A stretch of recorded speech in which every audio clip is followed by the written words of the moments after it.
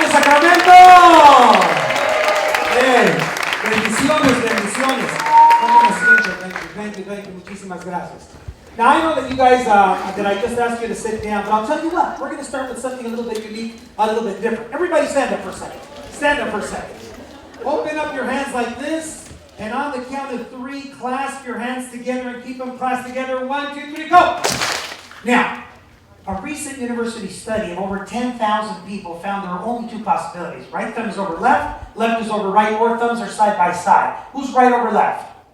Right over left. Those are the expressives, the drivers. They're the ones like being in charge of the relationships and their companies. They're the ones that like to be the boss. Show me side by side. Who's thumb side by side? Yeah, very few of those. Very analytical, very conservative, hard to change sometimes, and they sometimes respond to change with some pushback. Now show me left over right. Who's left over right? So those are the ones that think they're sexy. So now open up your hands again, and if you did right over left, do left over right. If you did left over right, do right over left. Ready? 1, 2, 3. Don't hurt yourself. How does that feel? Uncomfortable, wrong, new. Well, what finger are you pointing at? Tranquila. This is a family show. Come on. I'm just kidding. Take a seat. I see a lot of familiar faces, and it's great to be here today. And I want to say, I have been looking so much forward to coming to Sacramento and finally getting to meet some of my Facebook friends that I chat with you. We communicate. We see each other in other events all across the nation. But it's only now that I make it here to beautiful Sacramento, California. Give yourselves a round of applause for that. Neil, thank you so much for the beautiful introduction. And I just want to say that today I'm going to wear a different hat. Today I'm going to take off the 53 million and one hat. You'll see that later on. You'll see the story. And within 353 million and one, I'm going to take you inside the Hispanic American experience by giving you the story of one Latino. That's only one story out of 53 million stories that are out there. You all have a story. Today, right behind the scenes, I had the opportunity to listen to Gil's story. Very interesting, fascinating story on how, as he said, he ended up with only one language, with only being an English speaker. So let me clarify that first. For NAHREP, do you need to be brown like me and roll your R's and be able to say, suelta la chalupa, to be a part of NAHREP? Everybody say, no! We want everyone. We need everyone. Anyone that has a little place in their heart to be able to serve the Hispanic community, to achieve the American dream, we need you at NAHREP. So what does that mean? That means whether you're a broker, how many brokers in the room? Brokers, okay? Whether you're an agent, how many agents in the room?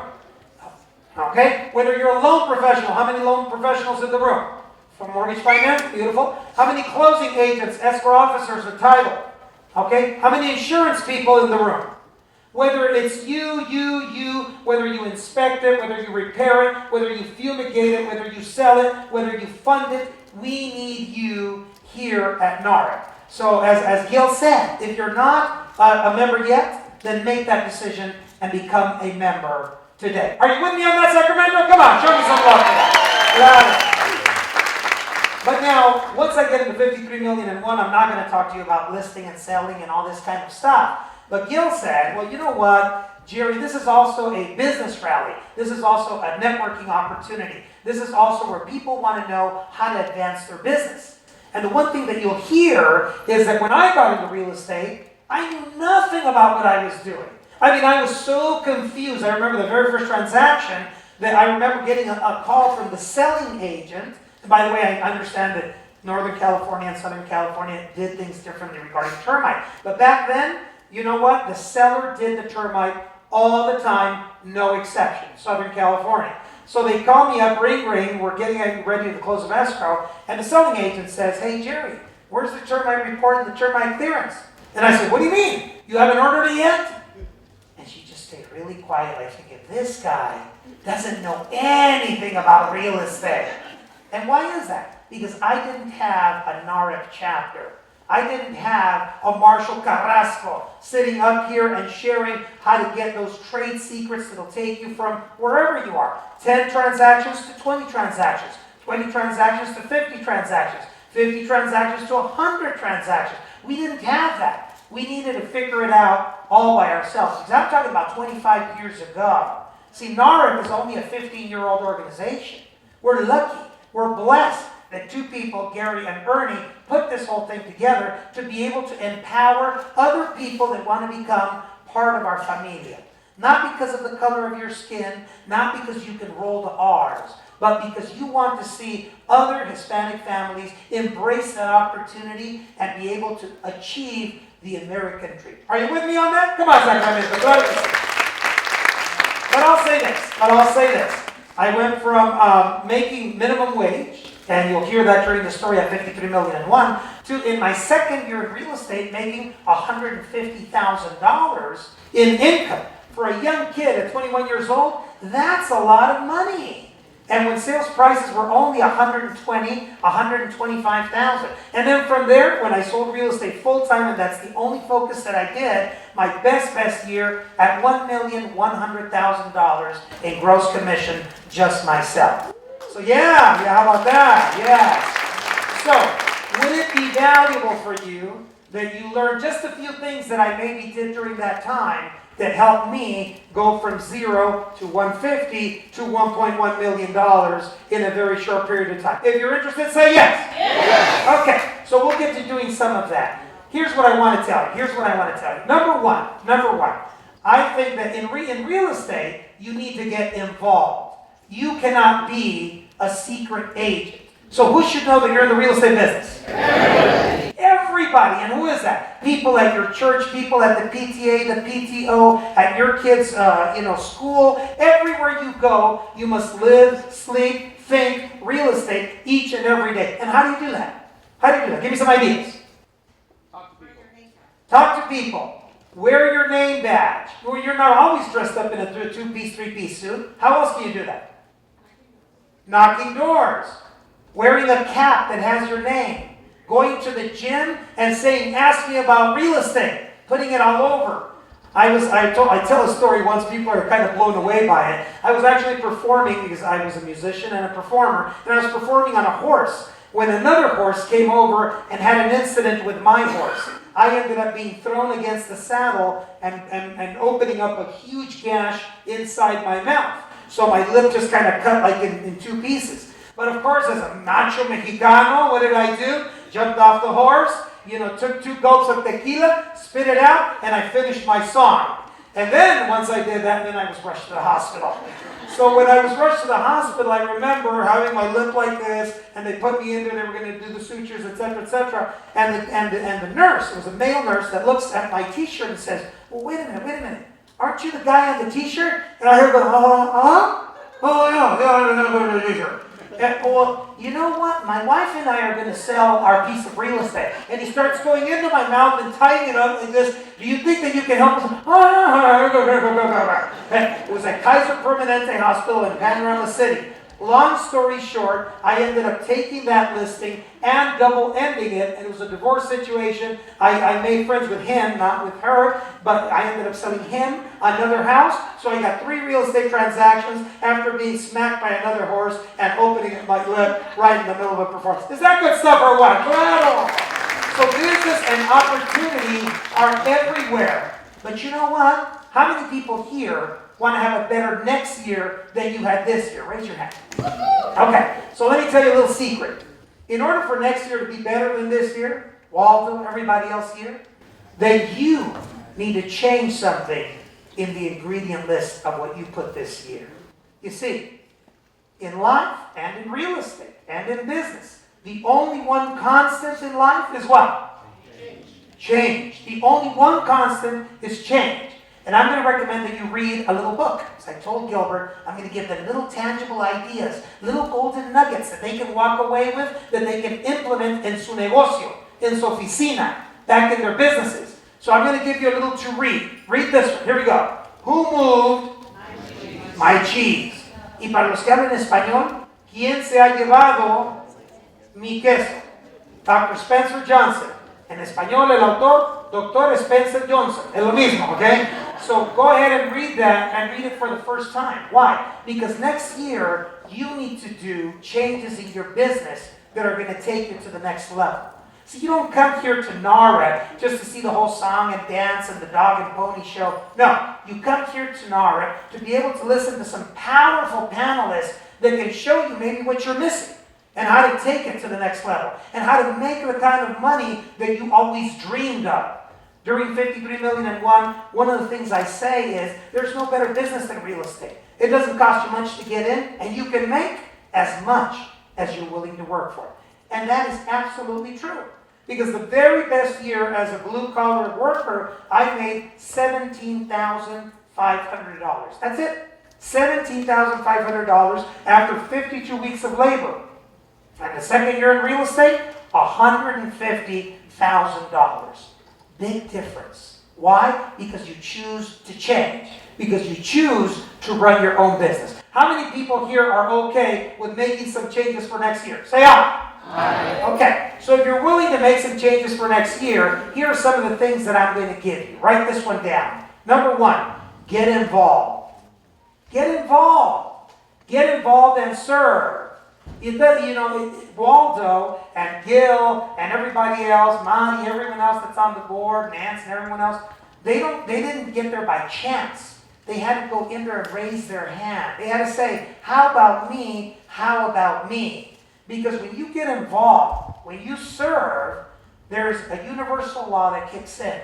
I don't know what belief you are, and I'm not going to be, this is very non-denominational, but I'll tell you what, God will never be outdone in generosity. What does that mean? That if you're generous with your time and your talent and your gifts, guess what? God is going to give you more. And if you give more, what is He going to give you? More. So learn that, and next year, in the year 2016, learn to serve more. And as you learn to serve more, you will learn how to earn more. Why? Because your success is a direct relationship of how many people you have served and how many people you have helped achieve whatever it is that they want. There is a direct relationship. If you have 10 families that you've helped, you're probably making $100,000. But if you have 50 families that you've helped, now you're closer to the $400,000 and $500,000 in income. So there's something that is very, very directly related back to you. Here's the second thing. This is something that I learned in 53 million and one. I met my second and most significant life mentor, Mr. Gary Acosta. So some people have asked me, who was your first life mentor? I'll introduce you to him right now. His name was James Earl Rohn. Jim Rohn. And Jim Rohn taught me my business philosophy, the business philosophy with which I work today. And he taught me this very unique philosophy. I'll give it to you right now. Write it down if you're a good note taker. Work harder on yourself than you do on your job or business. Work harder on yourself. So what does that mean? That means show up to NAHREP. That means pay attention when the panelists come up here. That means take copious notes. That means take photographs. That means work the room. That means network with other people. Work harder on yourself. Make sure that yourself is good, and once yourself is good, everything else is going to go there. Why? Because you're going to discover the power of the we versus the power of the I. And that is the mastermind, the power of the mastermind. Who here in this room has already read Think and Grow Rich? By who? Napoleon Hill. What is chapter number 10 about? Chapter number 10. Chapter number 10 is the power of the mastermind.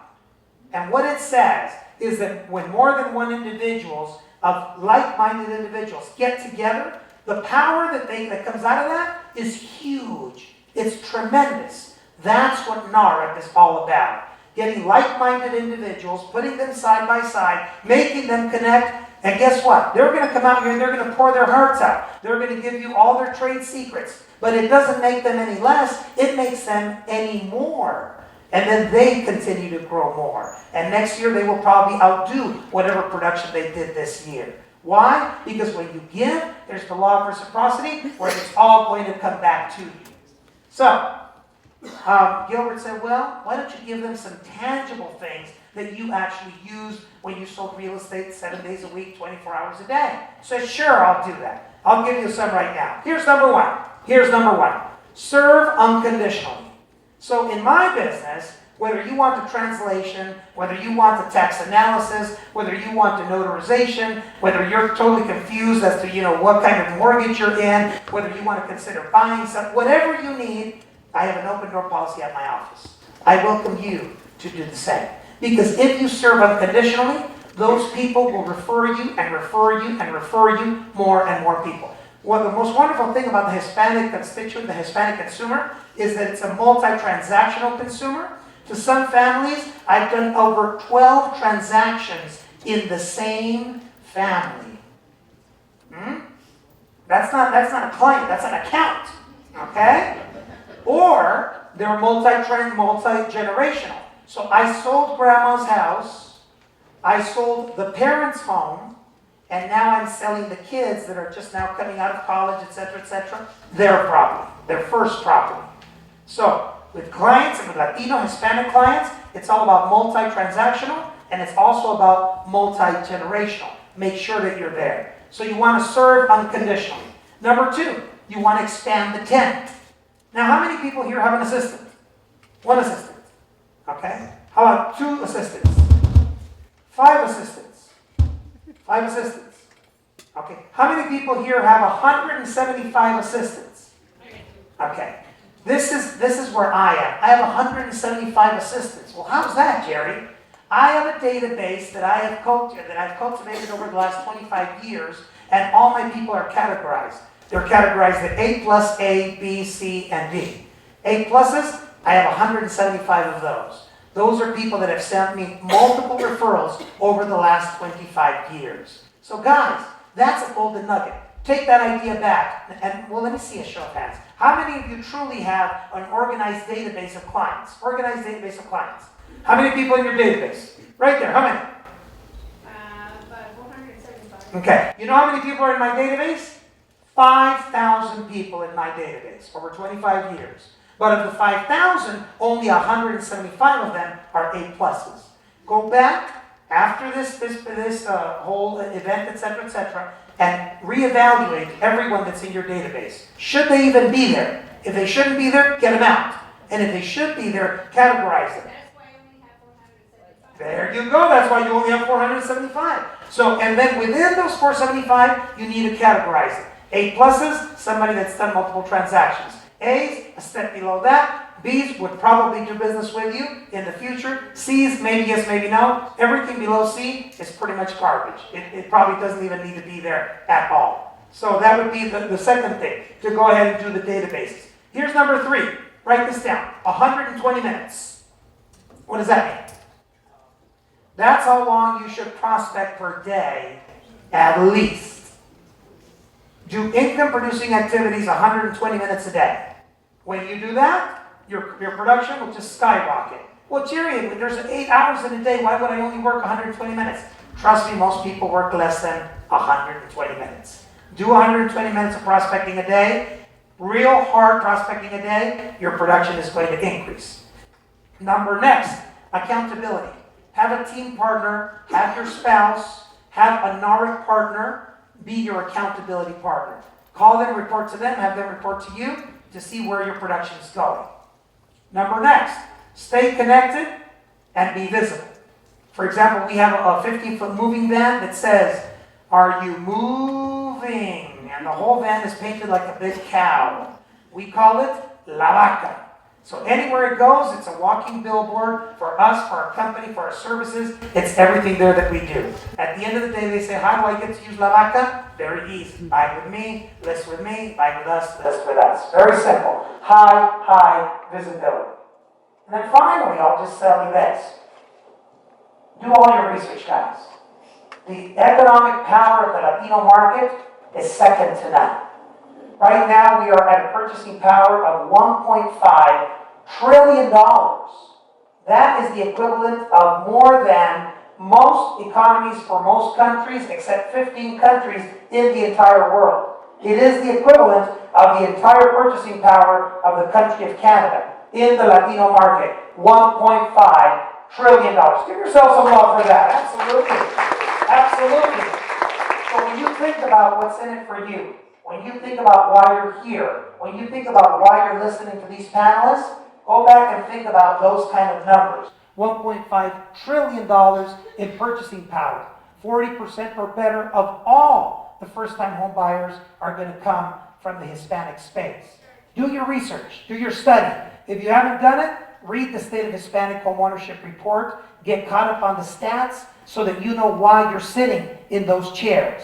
And then, you know what? A year from now, call me up. Look me up on Facebook. Look me up on YouTube, wherever you find me. And then tell me your story, because I know that you have a story.